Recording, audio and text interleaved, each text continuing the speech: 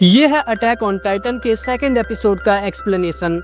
अगर आपने पहले एपिसोड के एक्सप्लेनेशन को अभी तक नहीं देखा है तो डिस्क्रिप्शन में लिंक दिया हुआ है, वहां पे क्लिक करके पहले एपिसोड का एक्सप्लेनेशन देख ले। चलिए बढ़ते हैं सेकंड एपिसोड के एक्सप्लेनेशन की तरफ, जहां सेकंड एपिसोड की शुरुआत होती है और हमें टाइटन के इतिहास के बारे में बताया जाता है कि उनका वजूद 100 साल पहले सामने आया, जिन्हें इंसानी खून पसंद था और जो ऐसी बेजोड़ ताकत रखते थे कि मामूली इंसान उनके सामने टिकने के बारे में सोच भी नहीं सकते थे। इंसानों का अस्तित्व इन टाइटन की वजह से लगभग खत्म हो चुका था, जिसके बाद जिंदा बचे लोगों ने खड़ी की 3 दीवारें, मारिया, रोस और सीना नाम की, जिसमें मारिया सबसे बाहरी दीवार, रोस बीच की दीवार और सीना थी सबसे अंदरूनी दीवार। अब हमें सिगानसिना डिस्ट्रिक्ट को दिखाया जाता है, वही जगह जहां एरन ने अभी अभी अपनी मॉम को खो दिया है, जहां टाइटन दीवार तोड़ करके अंदर घुस चुके हैं और तबाही मचा रहे हैं और इंसानों को ढूंढ ढूंढ करके खा रहे हैं। सीन शिफ्ट होता है मिस्टर हांस की तरफ, जो कि एरन और मिकासा को लेकर के भाग रहे होते हैं। एरन अपने हाथों से मिस्टर हांस के सर पे मारता है और कहता है कि तुमने वहाँ मॉम को मरने के लिए अकेला छोड़ दिया, अगर तुम चाहते तो उन्हें बचा सकते थे, तुमने ऐसा क्यों किया, बोलो। एरन फिर से मिस्टर हांस पे हाथ उठाता है, जिसके बाद मिस्टर हांस उन्हें अपने कंधे से उठा करके नीचे फेंक देते हैं। मिकासा एरन के पास जाती है। मिस्टर हांस कहते हैं अगर तुम चाहते तो भी उन्हें नहीं बचा सकते थे, तुम बच्चे हो, कमजोर हो अभी। एरन गुस्से में मिस्टर हांस को मारने के लिए आगे बढ़ता है, लेकिन मिस्टर हांस उसका हाथ रोक लेते हैं और कहते हैं जब वो टाइटन मेरे करीब आया तो मैं डर गया था, और फिर रोते हुए कहते हैं कि सच तो ये है कि तुम्हारी माँ इसलिए मारी गई क्योंकि मैं डरपोक हूँ, मुझे माफ कर देना। और फिर वो एरन और मिकासा को सेफ जगह पर लेके जाने लगते हैं। इधर कैरिसन रेजिमेंट लोगों को पानी के जहाजों पे लोड कर रही होती है ताकि लोगों को सेफ जगह पे लेके जाया जा सके। कई शिप्स को रवाना कर दिया जाता है। इस अटैक के बाद सारे बाहरी जिले सिगानसिना डिस्ट्रिक्ट की तरह पूरी तरह से तबाह हो चुके थे। अब जो सबसे जरूरी काम बचा था वो था जवानों की तैनाती को दुरुस्त करना और टाइटन को डिस्ट्रैक्ट करके तय जगहों पे ले जाना, जिससे नुकसान कम से कम हो सके। टाइटन के अटैक के बाद जो सबसे बड़ी कमी देखी गई वो उस इकलौते दरवाजे की व्यवस्था में थी जिससे लोग अंदर की ओर सुरक्षित हिस्से में जा सकते थे। अब हमें एरमिन को दिखाया जाता है जो कि शिप पे होता है और नीचे भीड़ को देख रहा होता है जो शिप पर अभी चढ़ी नहीं थी। वो अपने दोस्तों को खोजने लगता है, तभी उसे एरन और मिकासा दिखाई देते हैं। फिर हमें कैरिसन रेजिमेंट को दिखाया जाता है जो कि कैनन को लोड कर रही होती है ताकि टाइटन को अंदर घुसने से रोका जा सके।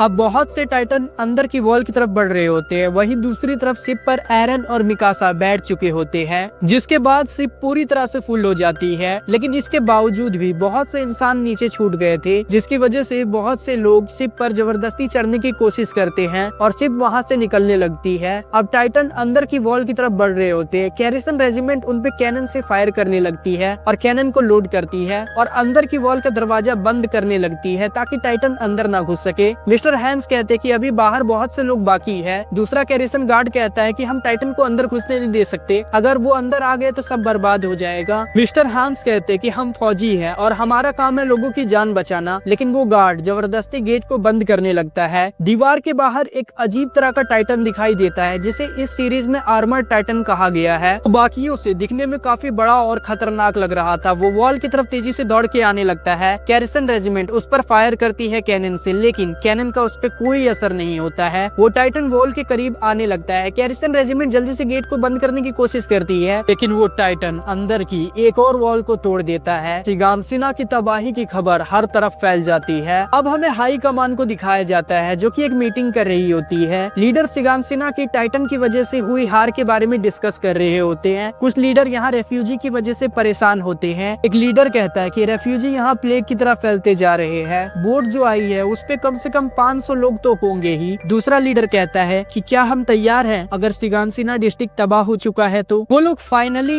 इस डिसीजन पे पहुंचते हैं कि उन्हें मदद के लिए सेंट्रल गवर्नमेंट से अपील करनी चाहिए। तभी एक कैरिसन गार्ड मीटिंग में आता है और कहता है कि टाइटन ने लॉरी वॉल को भी तोड़ दिया है और वो अंदर घुस चुके हैं। अब सीन यहाँ से शिफ्ट होता है और हमें एरन को दिखाया जाता है जो अपनी मॉम को अपने घर को याद कर रहा होता है और उसे सारी पिछली बातें याद आने लगती है। उसे रियलाइज होता है कि मैं अपनी मॉम को इसलिए नहीं बचा बचा पाया क्योंकि मैं कमजोर हूँ, मैं एक बच्चा हूँ, क्योंकि हम में से हर कोई कायर है और डरपोक है। एरन बोट के एज पे आता है और ये कसम खाता है कि वो सबको खत्म कर देगा, हर टाइटन को मिटा देगा और किसी को नहीं छोड़ेगा। अब हमें एरन को दिखाया जाता है जिसके डैड उसे एक इंजेक्शन लगा रहे होते हैं। एरन कहता है डैड ये आप क्या कह रहे हैं? एरन के डैड कहते हैं कि अपना हाथ चुपचाप से आगे करो। एरन गिड़गिड़ा रहा होता है और कहता है कि आप मॉम की मौत के बाद पूरी तरह से बदल चुके हैं। एरन के डैड कहते हैं चुप रहो और अपना हाथ आगे करो। एरन के डैड उसे इंजेक्शन लगा देते हैं और उसे कहते हैं कि इस चाबी को याद रखना, एक दिन तुम सब समझ जाओगे और सच तक पहुंचने का बस यही एक तरीका है। एरन की आंख खुलती है और वो खुद को एक हॉल में पाता है। दरअसल एरन एक बुरा सपना देख रहा होता है। मिकासा एरन के साथ ही होती है। वो उससे पूछती है लगता है तुमने कोई बुरा सपना देखा है? एरन कहता है पर वो देखने में एकदम असली लग रहा था। मिकासा कहती है भूल जाओ वो सब, वो बस एक बुरा सपना था। चलो वेयर हाउस के बाहर खाना मिल रहा है। इस जगह पे लोग खाने के लिए आपस में लड़ रहे होते हैं। मिकासा कहती है ऐसी जिंदगी का भी क्या फायदा। तभी एरमिन आता है जिसने मिकासा और एरन के लिए एक एक ब्रेड लाया हुआ था।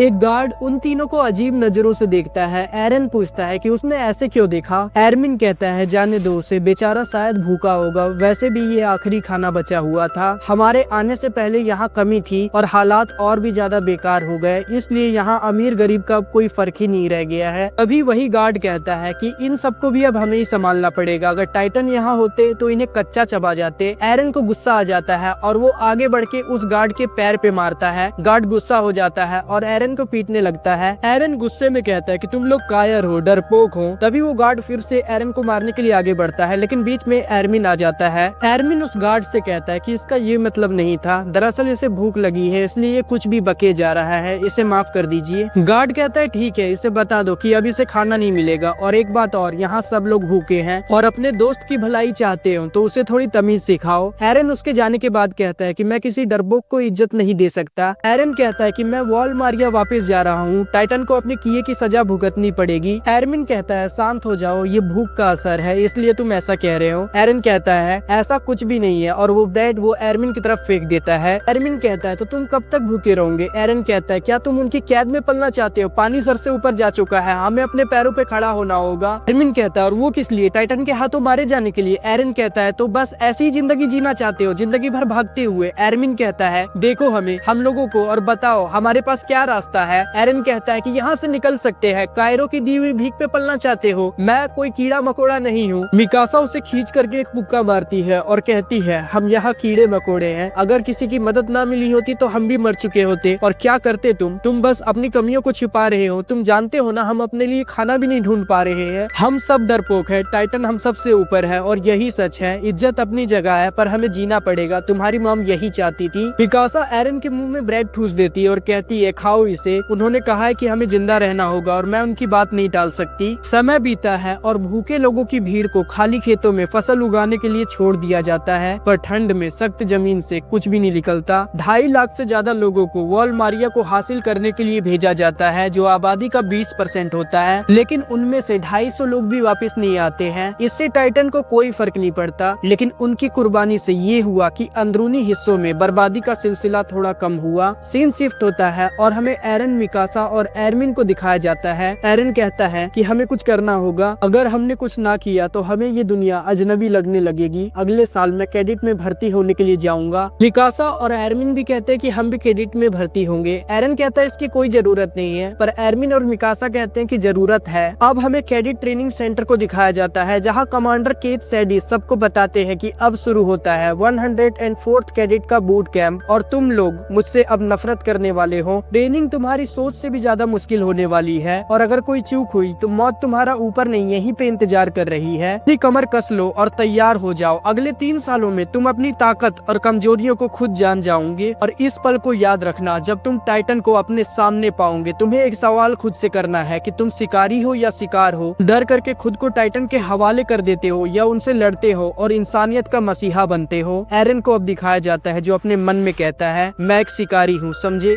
और इससे पहले कि टाइटन से मैं बदला लूं वो सब मुझसे नफरत करने लगेंगे।